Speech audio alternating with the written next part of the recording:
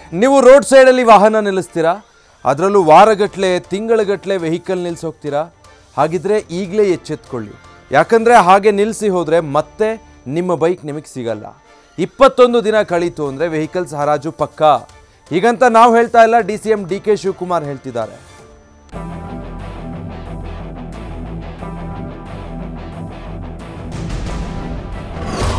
ವ್ಯಾಪಾರಸ್ಥರಿಗೆ ಆಯ್ತು, ಈಗ ವಾಹನ ಸವಾರರಿಗೆ ಬಿಗ್ ಶಾಕ್.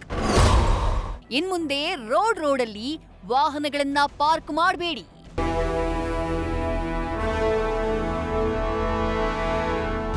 ನಾವು ಬೆಂಗಳೂರು ಇರುವಂಥ ಎಂಟೈರ್ ಬೆಂಗಳೂರಲ್ಲಿ ಎಲ್ಲ ರಸ್ತೆಗಳಲ್ಲೂ ಕೂಡ ನಾವು ಫುಟ್ಪಾತ್ ಶಾಪಿಂಗ್ ಮಾರಾಟವನ್ನು ನಿಲ್ಲಿಸಬೇಕು ಅನ್ನೋ ತೀರ್ಮಾನವನ್ನು ಮಾಡಿದ್ದೇವೆ.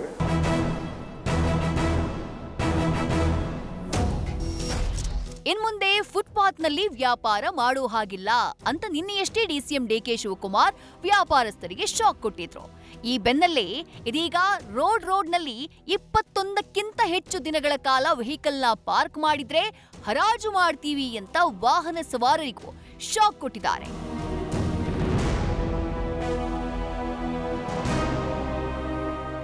BBMP ಹೋಗಿ ಗ್ರೇಟರ್ ಬೆಂಗಳೂರು ಪ್ರಾಧಿಕಾರ ಅಂತ ಮರುನಾಮಕರಣ ಆದ ನಂತರದಲ್ಲಿ DCM ಹಲವು ಬದಲಾವಣೆಗಳಿಗೆ ಕೈ ಹಾಕಿದ್ದಾರೆ.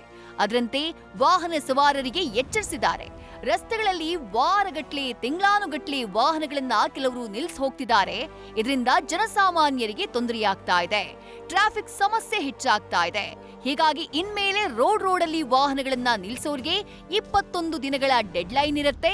21 ದಿನಕ್ಕಿಂತ ಹೆಚ್ಚು ದಿನ ರಸ್ತೆ ಪಕ್ಕದಲ್ಲೇ ವಾಹನಗಳಿದ್ರೆ ಅದನ್ನ ಅನಾಥ ವಾಹನ ಅಂತ ಘೋಷಿಸಿ ಆನಂತರ ಹರಾಜು ಹಾಕಲಾಗುತ್ತೆ ಅಂತ ವಾರ್ನ್ ಮಾಡಿದ್ದಾರೆ.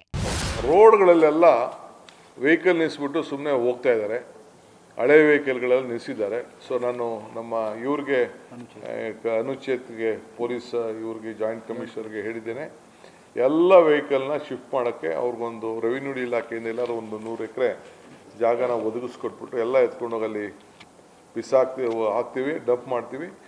ಆಮೇಲೆ ಕೆಲವು ಏರಿಯಾಗಳನ್ನ ಫಿಕ್ಸ್ ಮಾಡ್ತಾರೆ, ನೋ ಪಾರ್ಕಿಂಗ್ ಏರಿಯಾ ಅಂತೇಳಿ ಪೊಲೀಸ್ ಅವರು ಫಿಕ್ಸ್ ಮಾಡ್ತಾರೆ.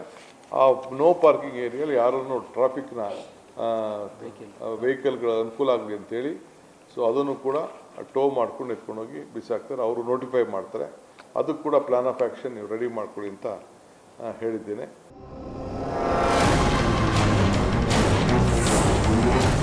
ಹಾಗೆ ನೋಡಿದ್ರೆ ಕೆಟ್ಟು ಹೋದ ವಾಹನಗಳು ರಸ್ತೆ ಪಕ್ಕ ನಿಲ್ಲಿಸಿರುವುದು ಹೆಚ್ಚಾಗಿ ಕಾಣುತ್ತೆ.